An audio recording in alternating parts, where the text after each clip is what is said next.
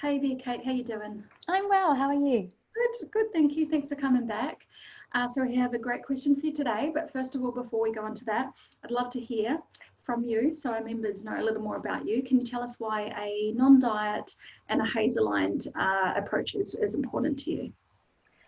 Oh, look, this is a great question, and I think it drives everything I want to do for people.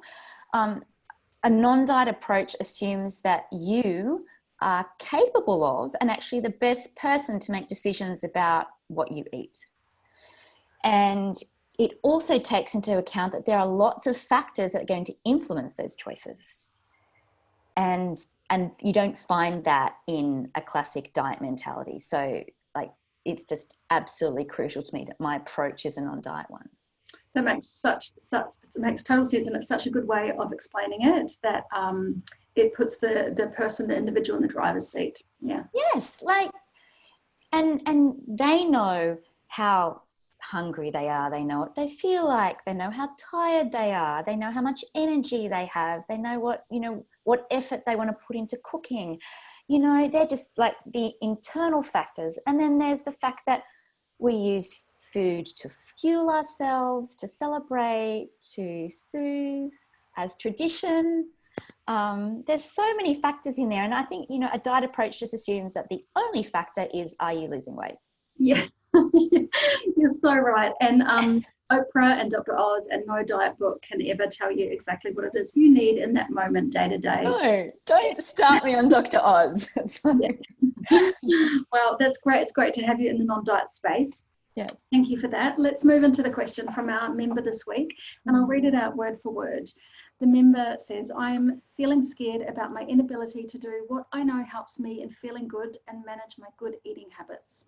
How do I stop the craving for comfort food all the time? So what would you like to share? Oh, this is really lovely. And I can hear that this person is being really thoughtful about their health. And so I think it needs to be addressed in two parts. So that first statement about being scared about not being able to look after themselves the way they want to. Mm-hmm. That's fine. If you aren't used to looking after yourself in a new way, it's going to be scary whenever we do anything for the first time or anything that we haven't practiced a great deal. Mm-hmm. It is generally scary. That doesn't mean we're not capable of doing it. That doesn't mean that we won't succeed at it. It just means that we haven't practiced it a lot and it's going to feel a bit intimidating or daunting. Mm-hmm. That's fine. Yeah. Sit with that. It's okay. You can still feel that and forge on anyway. Mm-hmm. And then the second part of that, how do I stop the craving for comfort foods? I think it's really important to listen to those words. How do I stop the craving for comfort? And you shouldn't stop that. That's telling you that you need some support or some help. If a child comes to you looking for comfort, you give it to them. You don't tell them to suck it up or to stop craving the comfort. You generally give them a hug. Yeah. If your best friend came to you in need of comfort, you would give it to them. You wouldn't try and get them to stop feeling it. At some point, you would try and be a bit more supportive in the long term. But at that moment, you are going to give them comfort. Mm. So I would say that if in the moment when you are craving comfort and a food is going to provide you with that, then soak it up. Let it do its job. Because often with comfort foods, they're the foods we think we shouldn't be eating. Yeah, there's a bit of judgment around it. Yeah, so we tend to sort of reach for them to self-soothe. Mm-hmm. But while we're doing that, we're sort of feeling guilty about eating them and come out of it feeling like worse than when we started. So let the comfort food do its job. At this time of year, a comfort food is often something warm. Wrap your hands around the mug of tea or coffee or hot chocolate, or wrap your hands around the bowl of whatever it is you're being comforted by. Let that taste please you let yourself be distracted for a moment into something that feels good. From there, though, anything that we turn to consistently to soothe us, and we turn to that, action all the time, and it only ends up soothing us temporarily, it's probably a little tap on the shoulder to suggest that you need something else to go with that has a bit more long-term support. Comfort foods are a great band-aid to help you feel temporarily better. But it's also a tap on the shoulder going, hey, are you all right? Like, is this going to be enough? Or like, do we need to look at something a bit more supportive? Hey, what's going on here? So let the comfort food do its job and get you into a place where you feel a bit better, where you might be now in a position to go, all right, my feelings have calmed down now. What can I do from here? Do I need some support? What is the source of my discomfort, and how do I address that? When I am feeling, this way, are there better ways to soothe those emotions, or are there ways that I can use in addition to my favorite comfort food? From a nutrition point of view, because I'm a nutritionist, I will always, try and use the foods that I like to actually, get more bang for my buck. But, whether it's myself or a client, I'm always going to question, if you are feeling some really uncomfortable emotions or low mood consistently, are you getting enough carbs? Are you getting enough carbohydrates? Because low carbohydrate intake is linked time after time for lots of different reasons, but consistently linked with low mood, with depression, with anxiety. And there's quite a few different pathways that it affects, hormones and gut health and mood. You can't produce enough of one of your happy neurotransmitters if you're not getting enough good fiber. Where is fiber found? Purely in plant-based foods, which are carbohydrates. It's funny, we feel totally okay with saying plant-based, but all carbohydrates are plant-based foods. So just worth, just thinking about that. One has a definite health halo, the other one definitely doesn't, but they're the same. The morality around foods. They're the same. So are you getting enough carbs? What's enough? That's different for each person and their health history and their health goals. But, it's worth going each time you have a meal.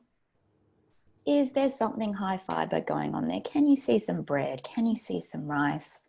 Can you see some potatoes, hummus, chickpeas, those starchy high fiber things? Are you getting enough sleep? Again, not getting enough sleep impacts our mood so much. And it feels really boring to say this, but yes, are you getting enough sleep? And then from a very specific nutrient point of view, if a client presents with low mood, anxiety, a constant need to be comforted in some respect, I will look and see if they're getting enough magnesium. Magnesium is great for soothing our stress response. So it doesn't mean you don't feel stressed. It means you don't feel stressed or anxious, as at higher level as you might normally would. So often when people are feeling anxious and in need of comfort, they'll describe it as feeling it here and it feeling sort of, tight, hypervigilant. Their brain synapses are going off, 100 miles, per second, and they just feel like they can't take a breath. And that's where comfort food is a really good choice, because it's quite distracting and sort of does allow you to take a breath. Magnesium, if you're getting enough each day, just calms down those neurotransmitters. They still fire off. You still have that worry, but they fire off a bit more slowly. Yeah. So that just gives you some space to go, okay, rather than like that, where you just go, oh, I don't have a choice to do anything. I'm overwhelmed. It gives you a bit of space to go, right, what can I do next? How do you get enough magnesium? Again, different for everyone. You can take a supplement, but a lot of the foods rich in magnesium are really delicious. So, and it's generally, and it's in lots of foods, so it's quite good. But really simply, the two most concentrated source of magnesium are pumpkin seeds, yum, and Brazil nuts. I'm not a fan of Brazil nuts. They're not my favorite nut. So, but I love pumpkin seeds. So I try and get 2 tablespoons across my day if it makes sense to put them with the foods I'm having. So they taste great sprinkled over porridge or oats or bircher. They're really nice thrown in on some roast vegetables. They're nice sprinkled over some salads. So if it makes sense for me to include them, I do so. You can also get chocolate coated pumpkin seeds from like bulk food stores. Wow, Yeah. Oh yes. I do like pumpkin seeds too. Like lightly sort of frying them. Yes. So, but they kind of pop. Yeah. And with salt, and then that's just a lovely snack, or it's great on top of stuff too. Oh, they're great. Salt and pepper, some paprika, some chili. They're great in a trail mix because they give you that little bit different. And also they're little, which is nice for a bit of mindfulness as well. You know, if you've got big nuts and some dried fruit and some spiced pumpkin seeds, it sort of, makes you sort of go, oh, look at this. It's delicious. A bit of mindfulness, which is nice. So they're probably, my main tips about comfort. But the biggest one is you never stop the craving for comfort because we're humans. That's such a good point. Yeah. But, and again, I always ask clients, what would you do for your child or your best friend or your sister or your brother or your parent? And I put that question out now. If someone you loved came to you looking for comfort, you would comfort them hands down without question. You probably wouldn't even ask them what's wrong. You just probably give them a hug. Yeah, so true. Yeah. Well, that's fantastic, Kate. So can we just sum up your top tips? Let the comfort food do its job. You are human. You're experiencing all the emotions, probably even more so now. Let yourself be comforted.